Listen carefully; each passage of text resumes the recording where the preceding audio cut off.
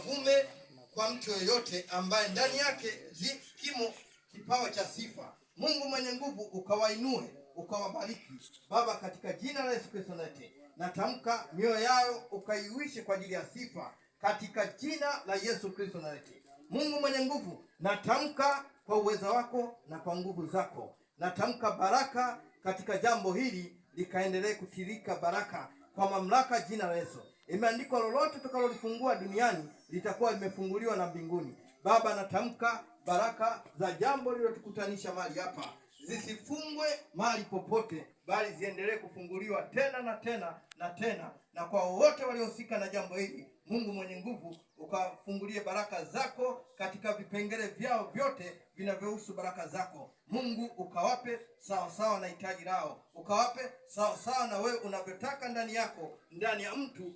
Kile ulichokipanda ndivyo ikawe kwenye maisha yao katika jina la Yesu. Natamka baraka, Mungu kawalinde, ukawabariki katika jina la Yesu Kristo nate. Nafunga visasi kila upande, nafunga kila jicho la adui lenye kuona na kutunga mabaya, nalifunga kwa mamlaka ya jina la Yesu. Nazifunga roho za ajali, nazifunga roho za magonjwa, na ufunga kila upepo wa uharibifu, na ufunga kwa mamlaka ya jina la Yesu. Natamka Mungu mwenye nguvu ukawaushe kwenye mioyo yao, ukawaushe kwenye nafsi zao katika jina la Yesu Kristo nate. Kwa maana tushukuru. Amen. Amen.